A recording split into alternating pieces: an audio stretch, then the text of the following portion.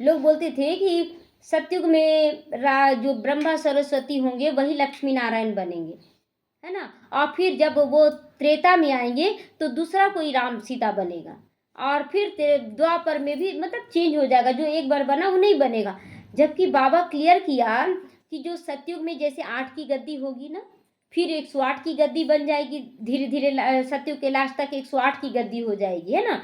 तो 108 की गद्दी और 8 की गद्दी जो हुई, फिर त्रेता युग जब आएगा ना, तो उसमें भी पहले 8 की गद्दी, उस समय जनसंख्या ज़्यादा होगा तो राजा महाराजा भी तो ज़्यादा बैठेंगे ना, सबके माँ बाप रहेंगे। तो फिर 16,108 की गद्दी चलने लगेगी, त्रेता के लास्ट तक चलने लगेगा। फिर 9 लाख की गद्दी चलेगी द्वापर में, तो 9 लाख में तो सारी आत्मा, 9,16,108, तो 8 का गद्दी चला ना, तो वो भी द्वापर स्टार्ट होगा ना, तो पहला भक्ति कौन करेगा? ब्रह्मा बाबा की जो कृष्ण की आत्मा होगी, तो पहला भक्ति कौन किसका दिखाया है कि ब्रह्मा बाबा ही ना पहला भक्ति करेंगे, मंदिर बनाएंगे। तो हर युग में स्टार्टिंग ब्रह्मा बाबा से होगा।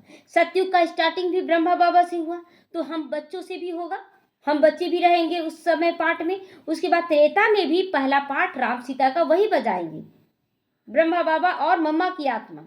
फिर द्वापर युग भी आएगा तो पहला स्टार्टिंग भक्ति उतना भरपूरता ब्रह्मा बाबा और मम्मा का ही स्टार्टिंग रहेगा।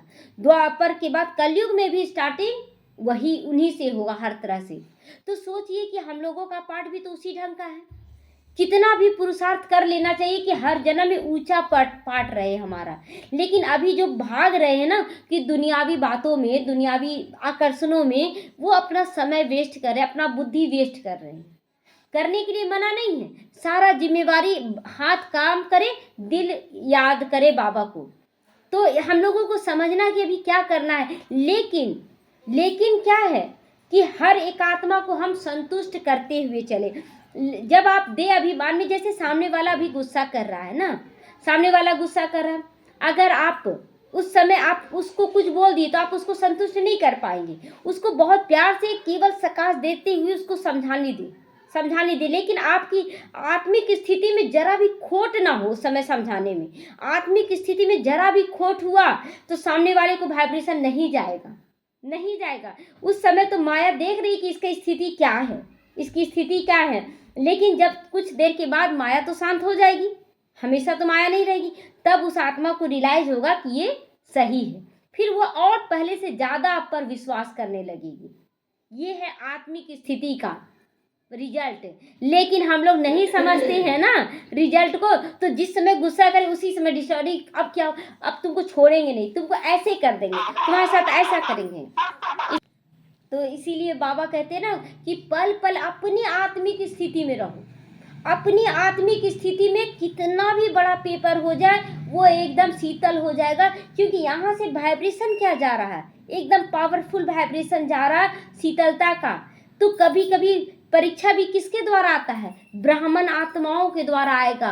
हम लोग बोलेंगे ये ऐसा, वो नहीं, माया आई है परीक्षा लेने के लिए। वो आत्मा तो खुद ही सोच रही है कि मैं परीक्षा नहीं ले रही हूँ, मेरे द्वारा कोई और लेना है। और जानते 2 पार्ट होता है, जब माया विघन डालती है ब्राह्मणों के द्वारा तो आत्मा सोच रही है कि टीचर बनी हुई है तो वो भी तुम ऐसा करो, ऐसा रिजल्ट दो, ऐसा बोल रही है उसको। सामने वाला समझ नहीं रहा और माया पावरफुल उस पर अटैक करती जा रही है माया। और ये जो आत्मा टीचर बन के बैठी वो बोल रही है कि तुम अच्छा रिजल्ट दो, तुम अभी तक क्या सीखी है, अभी तक तुम रिजल्ट दो। लेकिन समझ में नहीं आ रहा है उस समय तो क्या लगेगा, अरे ये ब्राह्मण आत्मा इतना अच्छा सिखाती है और देखो अभी हमको क्या क्या सुनाते जा रही है। अंदर से तो वो आत्मा बोल रही है तुम अच्छा रिजल्ट दो ना, हम तुमको इतना दिन तक सिखाए हैं, और माया अटैक करती जा रही। ऐसा ही सिचुएशन आता है। हमें अपना आत्माभिमानी का रिजल्ट देना होता है कि हम इस समय क्या सोच रहे हैं, क्या कर रहे हैं। अगर इतना भी डिस्टर्ब हुए, माया बोली फेल है ना। समझना है कि टीचर तो आपका चाह रहा है कि रिजल्ट अच्छा हो। तो इस समय इसीलिए बाबा कह रहे कि पल पल अटेंशन किस चीज पे? तन पे भी अटेंशन दो कि कोई कर्मेंद्रियों द्वारा गलत ना हो, मन पे भी अटेंशन, बुद्धि पर भी अटेंशन, तीनों पे अटेंशन। ये बहुत सुंदर पाठ चल रहा है, हर पल अटेंशन देंगे, आपका चारों युगों का पाठ सुंदर हो जाएगा, बहुत सुंदर हो जाएगा। और जैसे ब्रह्मा बाबा नाचता था ना कि मैं कृष्ण बनूंगा, तो वो नाचने वाला पाठ हम लोग को करना है कि मैं आऊंगी। 108 रतन में मेरा नंबर है, फिक्स कर दिया है बाबा, मैं 108 रतन की हूं, मैं हूं। आप लोग भी देखिए कि आप किस में आना चाहते हैं। ये दिन भर नशा हो, कितना भी माया विघन डाले, मैं तो डिटैच हूँ, मुझे अपना कर्तव्य अच्छे से करना, स्थिति अपना बना ले। ओम शांति।